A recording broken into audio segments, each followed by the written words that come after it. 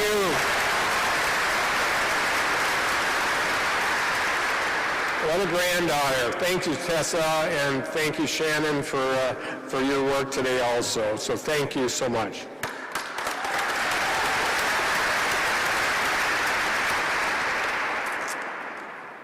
Honorable Supreme Court Justices, constitutional officers, Major General Knapp, members of the Wisconsin National Guard, and active and retired members of our armed forces, cabinet members, Senate President Kapanga, Majority Leader Lemieux, Minority Leader Agar, Speaker Voss, and Minority Leader Neubauer, legislators, distinguished guests, and most importantly, Wisconsinites from near, far, and those watching from home, welcome, and thanks for joining us.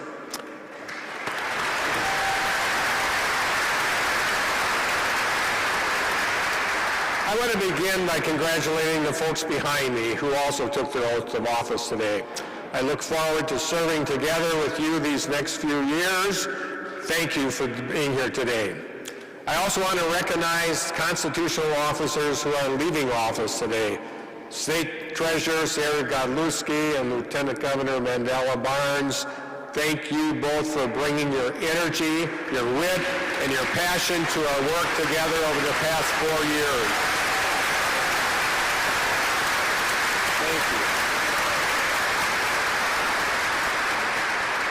I'm Tony Evers, and yes, I am jazzed as hell to be sworn in again as the 46th governor of the great state of Wisconsin.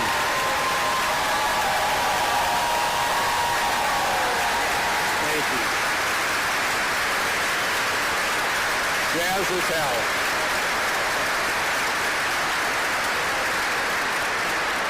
As jazzed as I am today, I'm also humbled. I'm standing here as a born and raised Wisconsinite who grew up as a scrawny kid with glasses, raising Cain in Plymouth, who, as I was painting fences in Sheboygan County, wouldn't have predicted that this is where I'd end up, who had no idea I'd marry my high school sweetheart, Kathy, and spend the next 50 years loving her and raising 3 kids and 9 grandkids together.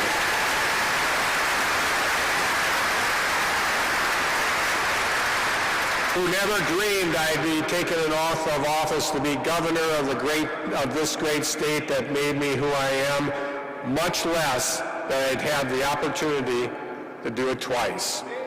So I am humbled.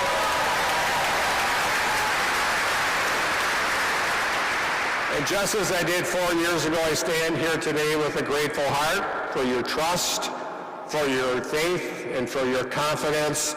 Thank you so much, folks. I appreciate it.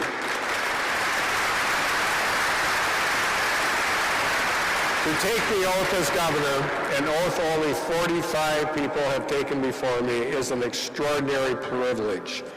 And not just because a so-called boring former science teacher managed to end up here, but because each time this oath is taken, it's a profound display of our democracy. One much like the fundamental right to cast a ballot, like the right to have fair and secure elections free from interference by politicians, like the fidelity to each other to willfully return borrowed power when it's no longer ours to bear, and much like the responsibility to serve with the grace and humility of recognizing not one of us alone can accomplish all we aim to achieve on our own. Today represents a defining feature and an extraordinary expression of what makes our state and our country great, that the functions of democracy are derived not from any one person, any one office, or any one party, but from all of us together. And today is an extraordinary reminder that these functions exist because they are manifested by our collective ability to will them to continue. And together on November 8th, that's exactly what Wisconsinites chose to do.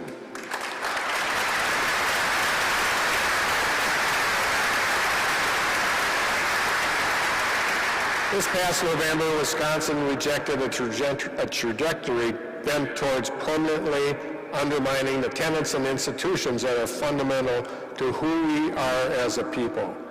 Wisconsin rejected a rhetoric born out of apathy and animosity towards our neighbor. And Wisconsin rejected a return to the bitter politics of resentment. Given the opportunity to abandon the virtues that define us, Wisconsinites chose to embrace a better history. Given the opportunity to retreat into division and doubt, Wisconsin chose a future of unity and faith. Given the opportunity to further enable cynicism and hate, Wisconsinites chose kindness, and they chose hope instead. People voted because they believe, as I do, that we should fully fund our public schools, keep class sizes small, invest in kids' mental health,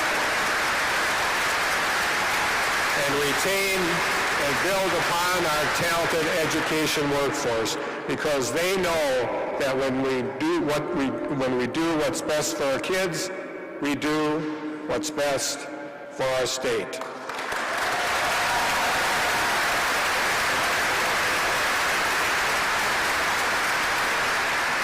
People voted, especially our young people, and you heard it from my granddaughter, because they believe, as I do, that science is real, that climate change is real, and they are demanding that we stop pretending that we can't create good-paying jobs and build sustainable infrastructure while conserving our natural resources, because they deserve a future where we can do both.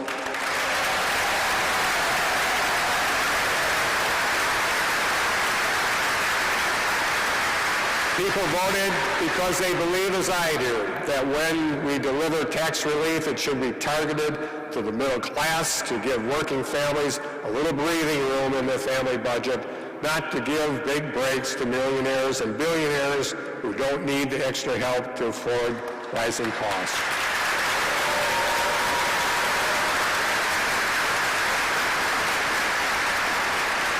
People voted because they believe, as I do, that we should expand Badger Care and work to ensure everyone has access to quality, affordable health care, because it's 2023, and they believe we shouldn't be beholden to a law from the 1800s passed well before women had the right to vote.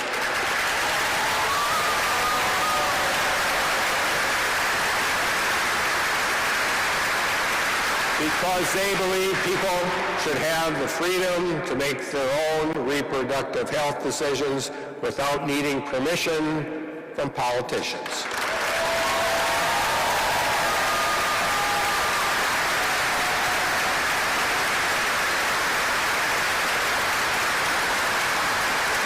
Thank you.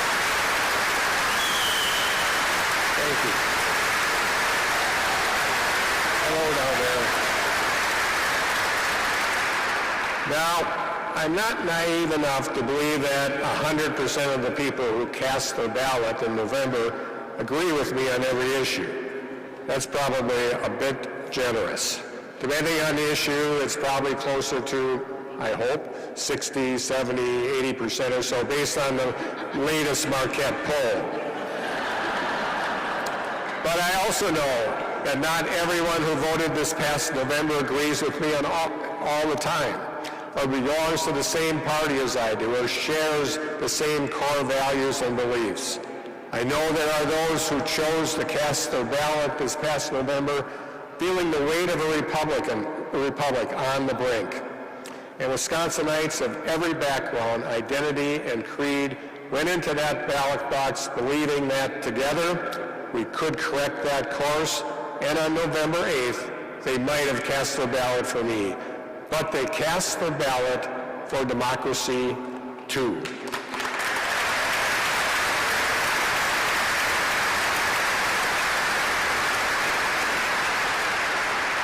And in doing so, Wisconsinites reaffirm that our duty and allegiance, first and foremost, is not to our own interests, but to each other, resolved to the common good that binds us, vehement about the values that unite us, and steadfast to the ideals that transcend us. So we are here today to take an oath to support the constitutions of our country and our state, promising to faithfully discharge our duties to the best of our abilities. We have work ahead of us to not only protect these basic functions, but to forge forward together. And that hard work begins here today. Not one of us alone can undo the damage that's been caused to our democracy. Not one of us alone can mend the seams of this fraying fabric. Not one of us alone can restore trust in a system that has served our country for centuries. But together we can, and together we will.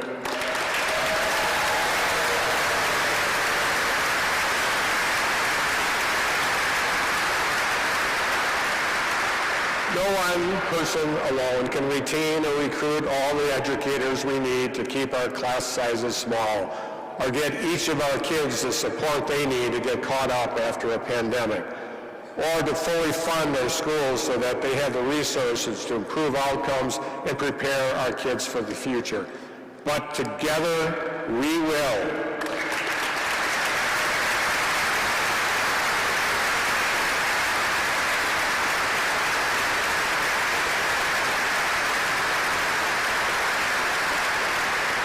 We need generational, transformative improvements as to how we invest in our local communities and keep them safe, and to ensure they can respond to basic and unique needs alike. So let's keep working together on a plan, because while one person alone cannot right the disinvestment local communities have seen over the last decade, together we will.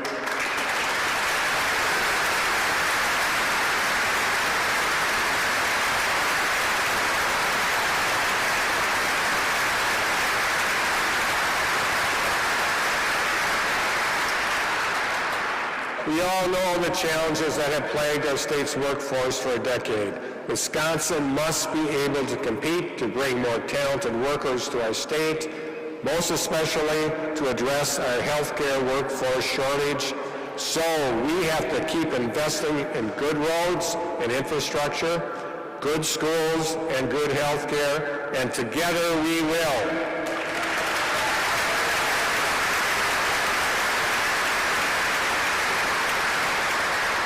But we also have to expand access to affordable housing in our rural areas and urban areas alike. We must expand job training and apprenticeship programs in innovative industries and technologies.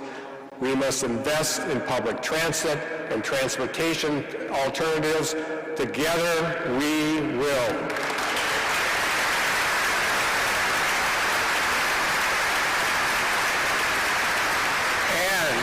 And if we want to make sure we can compete for talented workers and businesses against other states, then we ought to start by making sure that when workers and businesses look to relocate to Wisconsin, part of that calculus doesn't include themselves, their loved ones, or their workers being stripped of their reproductive freedom just for moving here.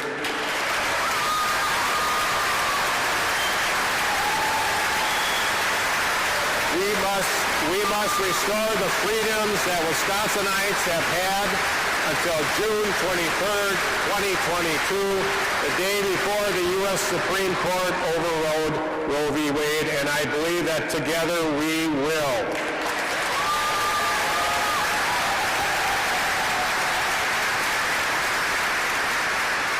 We must ensure that every Wisconsinite has access to clean, safe water, no matter whether it's for drinking, in our homes and schools, for our crops and our livestock, or our natural waters for hunting, fishing, and outdoor recreation.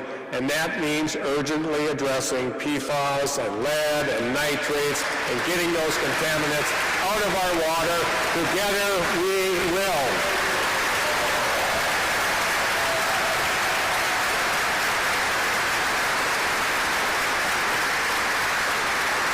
And we also know that if we do not close that digital divide, Wisconsinites will be left behind.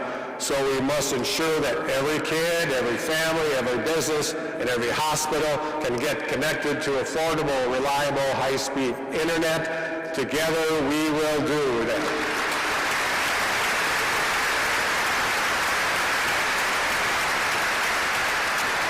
And yes, we must make quality child care and early childhood education more affordable and accessible.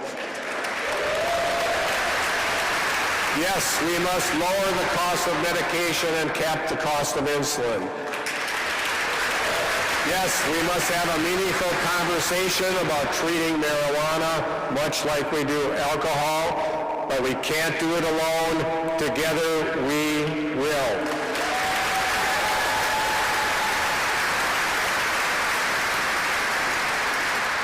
Folks, our state and our country's histories are punctuated by moments just like this one. Moments where we have the chance to do the right thing, not for ourselves, but for each other. There's no question that the work we must do to build the future we want for our kids or our grandkids or our state is only possible if we're willing to do it together, and I believe that together we will. Wisconsin, we love you.